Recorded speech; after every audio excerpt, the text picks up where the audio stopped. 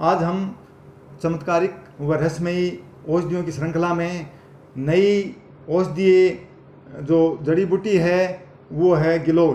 उस गिलोय के बारे में हम चमत्कारिक उसके औषधीय प्रयोग के बारे में जानेंगे। कैसे वो किन किन क्षेत्रों में मिलती है, उसको कैसे बोया जाता है, उसके औषधीय जो प्रयोग हैं उसको कैसे प्रयोग किया जाता है, किन किन बीमारियों में प्रयोग किया जाता है। आज हम उस सभी बीमारियों व सभी औषधि प्रयोग के बारे में हम जानेंगे।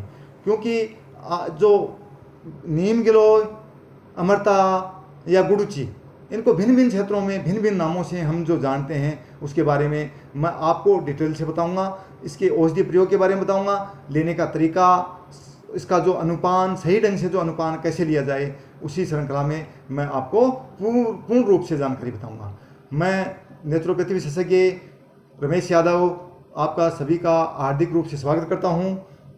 मैं आज आपको नीम गिलोय या गुडुचि या अमृता के बारे में, इसके औषधीय प्रयोग के बारे में बताऊंगा कि ये किन किन बीमारियों में काम आती है। जैसे विशेष करके सामान्य से सामान्य जो बीमारी है, जैसे दमा है, श्वास है, खांसी है, बुखार है, इस तरह के जो संक्रमण हैं, इन सभी में नीम गिलोय का प्रयोग किया जाता है।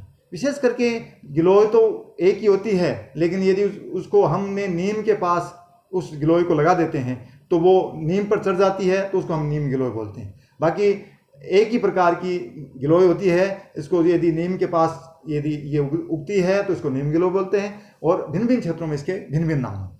तो विशेष करके जैसे किसी के, जैसे डेंगू है, हेपेटाइटिस बी है, हेपेटाइटिस प्रकार की जो बुखारें हैं, या फिर जैसे टाइफाइड है या मोती जरा है, इस प्रकार की जो भी बुखार होती है उसमें ये विशेष करके काम आती है।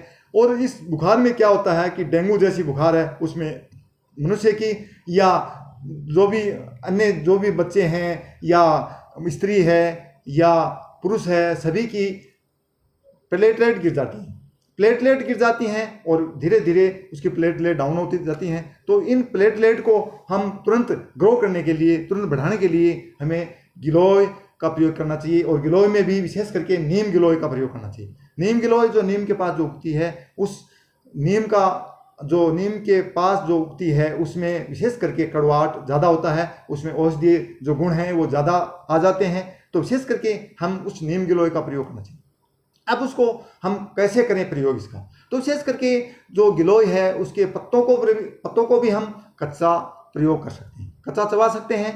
उसके साथ साथ यदि कोई कच्चा चबा नहीं सकता तो उसके साथ साथ इसका हम काढ़ा बनाकर भी इसको हम प्रयोग कर सकते हैं।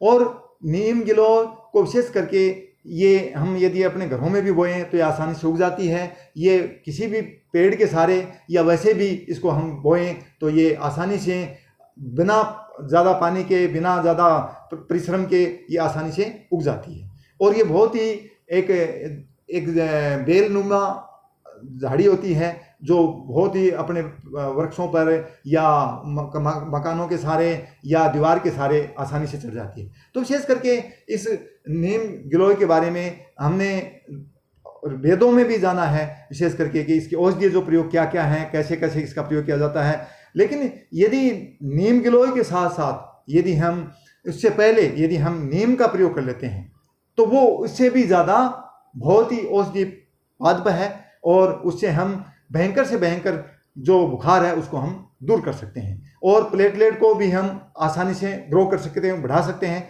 तो विशेष करके यदि हमें गिलोय नहीं मिले, गिलोय कहीं नहीं मिले, तो हमें कोई चिंता करने की बात नहीं है। हमें विशेष करके नीम के पत्तों का भी प्रयोग कर सकते हैं। नीम के पत्तों को भी हम चबा सकते हैं, खा सकते हैं, और उसके रस को भी निकाल कर हम प्रयोग कर सकते हैं। लेकिन उसका जो प्रयोग है, उसका अनुपान है, उसका जो अनुपात है वो सही ढंग से करना चाहिए। क्योंकि ज़्यादा यदि हम नीम के पत्तों को ज़्यादा चबा लेते हैं तो ये अमाशय के अंदर गर्मी ज़्यादा पैदा कर देता है, और वो गर्मी भयंकर हमें नुकसान पहुंचा सकती है। तो इसका बहुत ही उचित मार्गदर्शन के द्वारा या अच्छे चिकित्सक के परामर्श से ही इसका प्रयोग करना चाहिए। ये नहीं कि हम बिना जानकारी के मन चाहा इसका ज़्यादा से ज़्यादा प्रयोग कर सकते हैं। तो बहुत ही अच्छी ढंग से और बहुत ही सोच और समझदारी के साथ इसका प्रयोग करना चाहिए। और यदि आप इसका प्रयोग करते हो तो उसके बाद में इसमें शरीर में विशेष करके एक विशेष प्रकार की ताकत आएगी, लेकिन शरीर के अंदर एक गर्मी जरूर बढ़ेगी। उस गर्मी को यदि दूर करने के लिए हमें अन्य पेय पदार्थों का या अन्य ताकतवर चीज़ों का हमें प्रयोग करना पड़ेगा। जैसे जिस प्रकार घी को भी हम उसका प्रयोग कर सकते हैं। तो विशेष करके ये जड़ी बूटी ऐसी है कि हमारी आंखों की ज्योति को भी बढ़ाती है, हमारे जैसे फेफड़ों को संक्रमणों को भी दूर करती है, हमारे आमाशय की शक्ति को भी बढ़ाती है, हमारे इंस्टेटाइन है जैसे आंत है उसकी पाचन शक्ति को भी बढ़ाती है। तो विशेष करके ये गिलोय है, ये ऐसी एक औषधीय जड़ी बूटी है। यदि गिलोय नहीं मिलती है तो आप नीम का प्रयोग भी कर सकते हैं, और नीम गिलोय से कहीं बेहतर है। लेकिन अब गिलोय का ज़्यादा प्रचार दुनिया में हो रहा है, तो विशेष करके आप नीम गिलोय का प्रयोग करें और इन औषधियों का फायदा उठाएं और इन बीमारियों को दूर भगाएं, और जटिल से जटिल असाध्य से असाध्य बीमारियों को आप मिटा सकते हैं। और हमारे चैनल पर इसी तरह जुड़े रहें और इसी तरह देखते रहें रहस्यमयी व चमत्कारिक औषधियों के बारे में और इनके अनुपान के बारे में। और हमारे यूट्यूब चैनल को सब्सक्राइब कीजिए और लाइक कीजिए, शेयर कीजिए। यदि आपको ऐसा नहीं लगता है कि इसमें कोई हमें फ़ायदा नहीं, तो इसको डिसलाइक भी कर सकते हैं। और यदि कोई ऐसा कुछ आपको इससे फ़ायदा मिलता है तो हमारे कमेंट बॉक्स में जाकर हमें कुछ सुझाव भी दे सकते हैं, कुछ बता भी सकते हैं, हमारे से मार्गदर्शन भी मांग सकते हैं। तो ऐसे करके हमारे से जुड़े रहिए। इसी के साथ जय हिंद, जय भारत।